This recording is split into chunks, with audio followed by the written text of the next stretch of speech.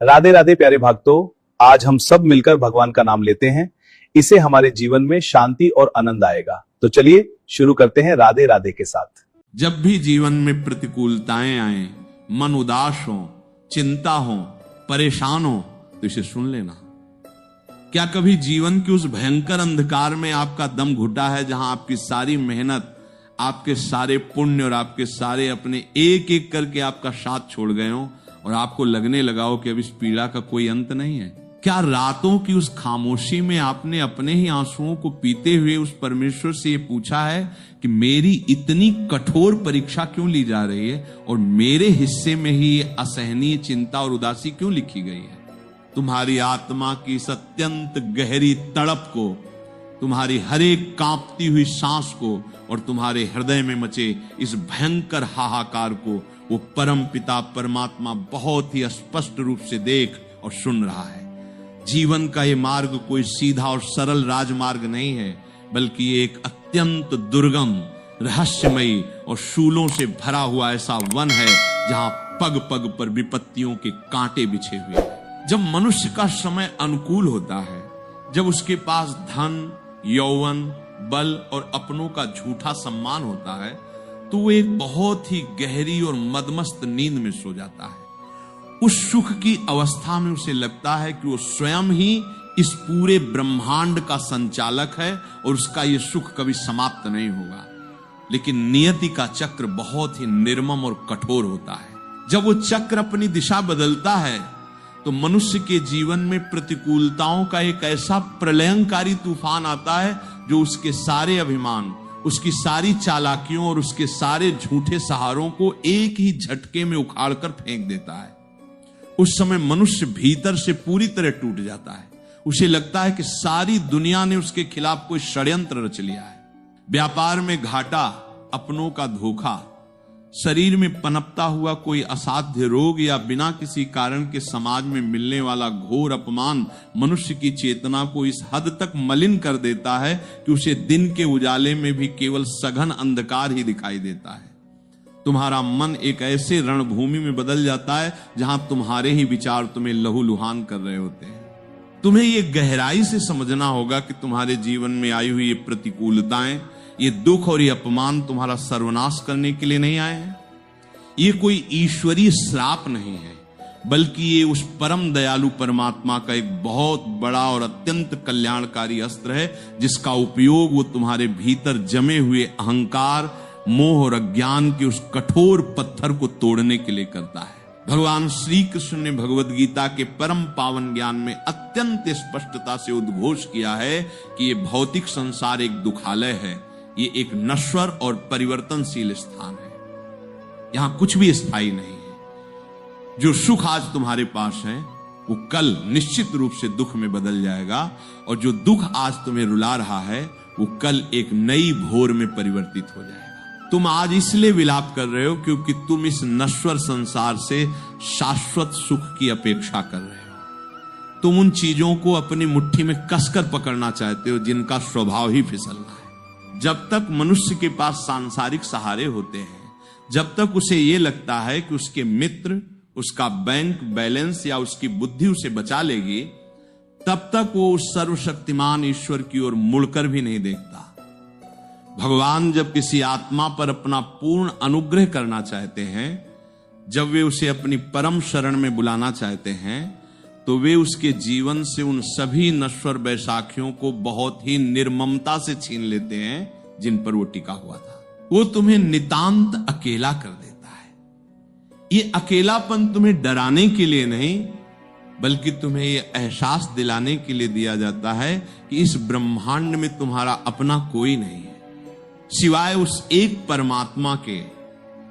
जब तुम्हारे सारे रास्ते बंद हो जाते हैं, जब दुनिया के सारे दरवाजे तुम्हारे मुंह पर धड़ाम से बंद कर दिए जाते हैं, तब केवल एक ही दरवाजा खुला रहता है, और वो है उस नारायण का दरवाजा।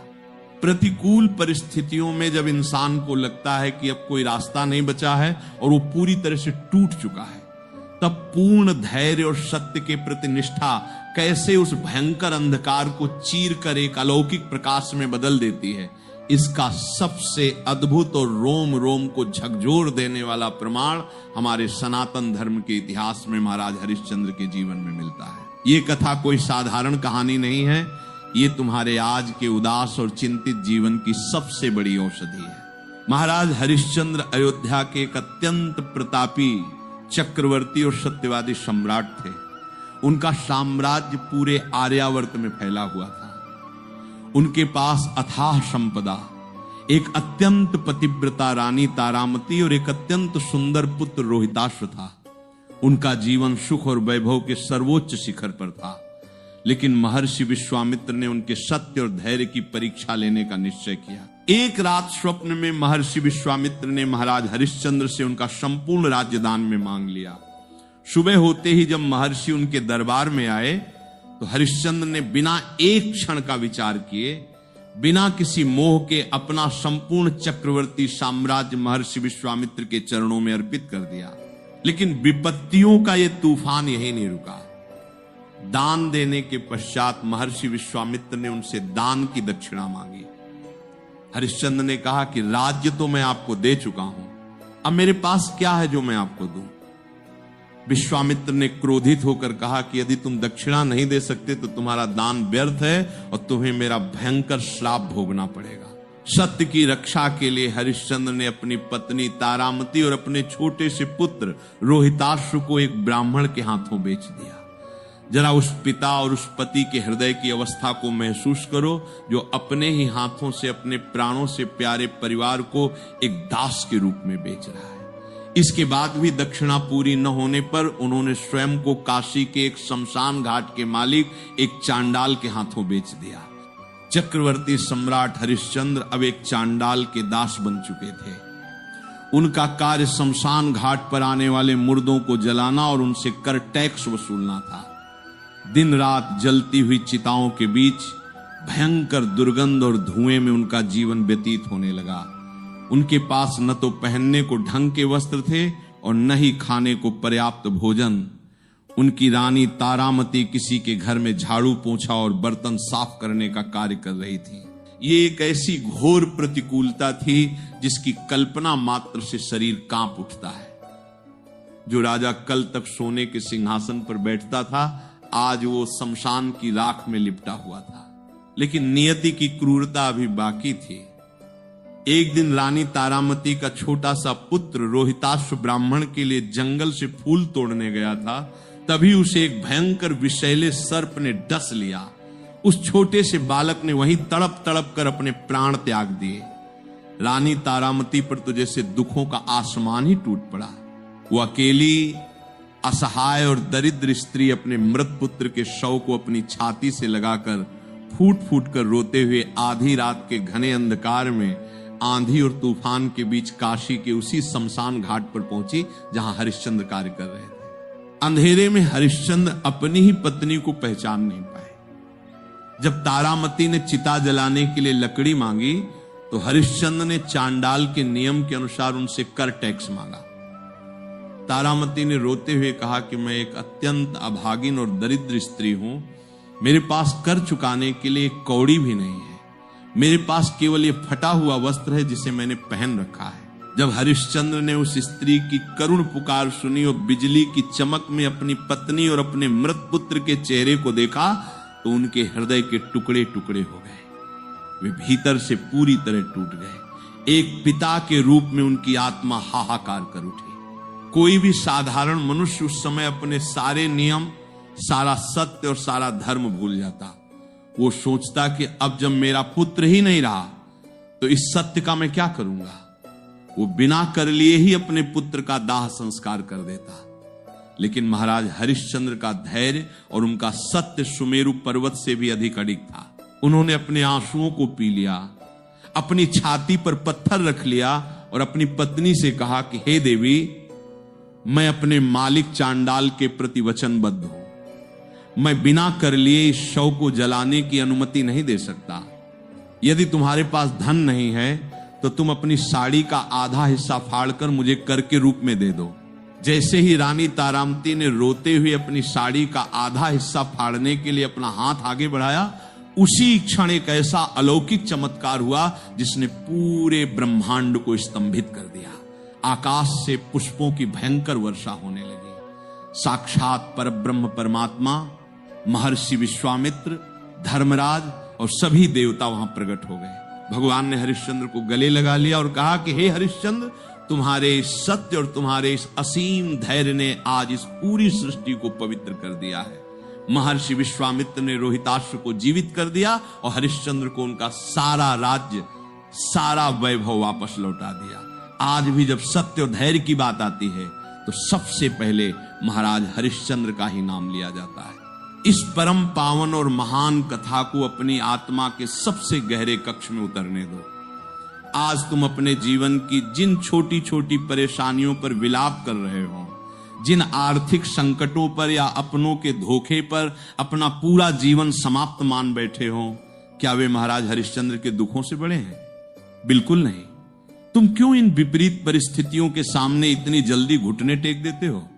तुम क्यों अपने मन को इतना उदास और चिंतित कर लेते हो? तुम्हें यह गहराई से समझना होगा कि जब ईश्वर तुम्हारे जीवन में दुख भेजता है तो वो तुम्हारी परीक्षा ले रहा होता है। वो देखना चाहता है कि जब तुम्हारे पास कुछ नहीं होता, जब सारी दुनिया तुम्हें ठुकरा देती है, तब क्या तुम सत्य और धर्म के मार्ग पर अडिग रहते हो या तुम टूट कर बिखर जाते हो? तुम्हारी उदासी और तुम्हारी चिंता का सबसे बड़ा मूल कारण यह है कि तुम परिस्थितियों के साथ लगातार लड़ रहे हो। तुम उस वास्तविकता को स्वीकार नहीं करना चाहते जो तुम्हारे सामने एक नग्न सत्य की तरह खड़ी है।